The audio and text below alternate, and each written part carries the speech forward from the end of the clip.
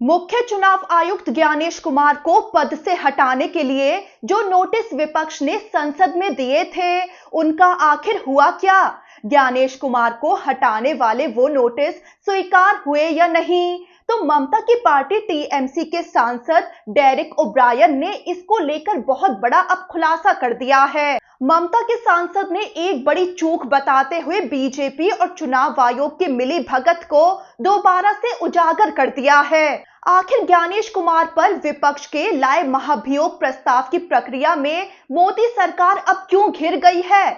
आपको पूरा मामला बताते हैं, लेकिन साथ ही आपको एक और बड़ा मामला बताएंगे जहां ममता बनर्जी ने अब फिर ज्ञानेश कुमार पर बड़ी साजिश रचने का आरोप लगा दिया है। यहां तक कि ममता ने दावा कर दिया है कि बंगाल चुनाव के मद्देनजर उनकी जान को बड़ा खतरा है। तो सबसे पहले आपको बताते हैं कि ज्ञानेश कुमार को पद से हटाने की प्रक्रिया कहां तक पहुंची है।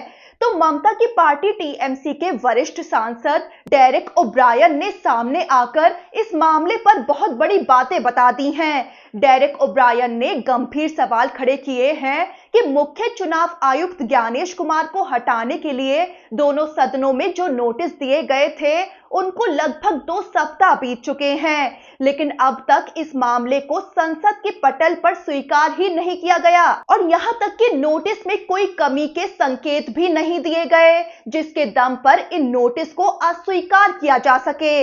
यानी डेरेक ओब्रायन ने बताया कि कैसे एक संसदीय कदम को बीच में लटका दिया है। ज्ञानेश कुमार के खिलाफ इन नोटिस पर कोई कार्रवाई आगे ही नहीं बढ़ रही है। ना तो नोटिस को स्वीकार किया जा रहा है और ना ही नोटिस में कोई गलती बताकर अस्वीकार किया जा रहा है। ऐसे में ममता के सांसद डेरेक ओब्रायन ने साफ कहा है कि ये चूक सरकार और चुनाव आयोग के बीच एक गुप्त मिली भगत को अब साफ दर्शाती है। डेरेक ओब्रायन ने जोर देकर कहा कि संसद का बजट सत्र 2 अप्रैल को खत्म होने जा रहा है। ऐसे में इस वैध संसदीय कदम को अब तक स्वीकार ना करके सरकार संसद का मजाक बना रही है। यानी इतना महत्वपूर्ण संसदीय कदम जो आज तक कभी किसी मुख्य चुनाव आयुक्त के खिलाफ नहीं लिया गया, उस पर ये देरी मामले की गंभीरता से बड़ा खिलवाड़ कर रही है। मुख्य चुनाव आयुक्त ज्ञानेश कुमार को पद से हटाने के लिए लोकसभा और राज्यसभा के मिलाकर 193 विपक्षी सांसदों ने हस्ताक्षर किए थे, जो कि जरूरत की संख्या से कई ज्यादा थे। यहां तक कि 10 पन्नों के इस दस्तावेज में मुख्य चुनाव आयुक्त पर ऐसे 7 गंभीर आरोप लगे जो आज तक कभी भी किसी मुख्य चुनाव आयुक्त पर नहीं लगे हैं। ज्ञानेश कुमार पर आरोप है कि मुख्य चुनाव आयुक्त के पद पर रहते हुए उन्होंने दुर्व्यवहार, पक्षपात और कुछ राजनीतिक दलों के प्रति भेदभावपूर्ण आचरण किया। ज्ञानेश कुमार पर चुनाव में धोखाधड़ी करने, सुप्रीम कोर्ट के आदेश की अवमानना करने, लोगों को सामूहिक रूप से वोट डालने के अधिकार से वंचित करने और वोटर लिस्ट के स्पेशल इंटेंसिव रिवीजन यानी एसआईआर की जांच प्रक्रिया में गड़बड़ी करने के आरोप लगे हैं। सड़क से लेकर संसद तक और यहां तक कि सुप्रीम कोर्ट में ज्ञानेश कुमार बुरी तरह फंसे हुए हैं। ममता की पार्टी ने सड़कों पर ज्ञानेश कुमार के खिलाफ प्रदर्शन किए, संसद में उन्हें पद से हटाने के नोटिस दिए और सुप्रीम कोर्ट में तो मुख्य चुनाव आयुक्त ज्ञानेश कुमार के खिलाफ ममता बनर्जी खुद दलील देने पहुंच गईं।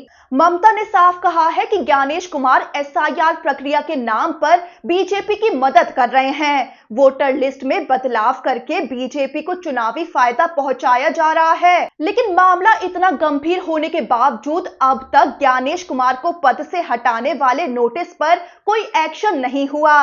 दरअसल नोटिस जमा करने के बाद स्पीकर और सभापति के पास 14 दिन का समय होता है। इस दौरान नोटिस वापस भी लिया जा सकता है या स्वीकार भी किया जा सकता है। अब 2 सप्ताह तो बीत चुके हैं। ज्ञानेश कुमार को पद से हटाने के लिए जो नोटिस जमा किए गए, ना तो उनको अब तक स्वीकार किया जा रहा है, क्योंकि जैसे ही स्वीकार हुए तो ज्ञानेश कुमार पर संसद में बड़ी बहस होगी। विपक्ष साफ तौर पर खुलकर पूरे देश को संसद के जरिए बताएगा कि कैसे ज्ञानेश कुमार बीजेपी से मिले हुए हैं, कैसे चुनाव में धोखाधड़ी कर रहे हैं, एसआईआर यानी स्पेशल इंटेंसिव रिवीजन के जरिए कैसे वोटर लिस्ट में घपलेबाजी कर रहे हैं और कैसे चुनाव जिताने के लिए बीजेपी की साजिश में शामिल है। इसी डर से शायद अब तक विपक्ष का नोटिस संसद के पटल पर स्वीकार नहीं हुआ है।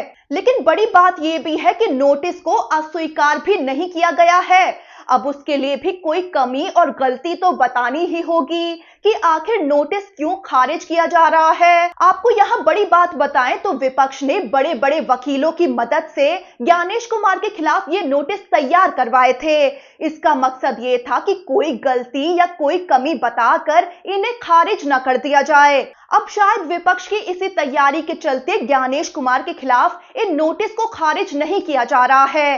कोई कमी या गलती नहीं मिल पा रही है कि इन नोटिस को अस्वीकार किया जा सके। अब हाल ये है कि पूरा मामला बीच में लटका हुआ है और इसी के चलते मुख्य चुनाव आयुक्त ज्ञानेश कुमार की भी सांस अटकी हुई होगी। बीजेपी भी सिर पकड़े बैठी होगी कि अब किया तो क्या किया जाए। अब कहानी के दूसरे मोड़ पर आते हैं, जहां ममता बनर्जी ने ज्ञानेश कुमार को लेकर फिर से बड़ा बयान दे दिया है। मुख्य चुनाव आयुक्त ज्ञानेश कुमार पर एसआईआर के तहत वोटर लिस्ट में गड़बड़ी का दावा करते हुए ममता बनर्जी बोली कि बंगाल में करीब 1 करोड़ 20 लाख वोटर्स के नाम चुपचाप हटा दिए गए हैं। यानी ममता का साफ कहना है कि बीजेपी को चुनाव जिताने के लिए मुख्य चुनाव आयुक्त ज्ञानेश कुमार ने बंगाल के 1 करोड़ 20 लाख वोटर से वोटिंग का अधिकार छीन लिया है। अब बंगाल में जल्द ही वोटिंग होने वाली है। पहले 23 अप्रैल को वोटिंग होगी, इसके बाद दूसरे फेज की वोटिंग 29 अप्रैल को होगी,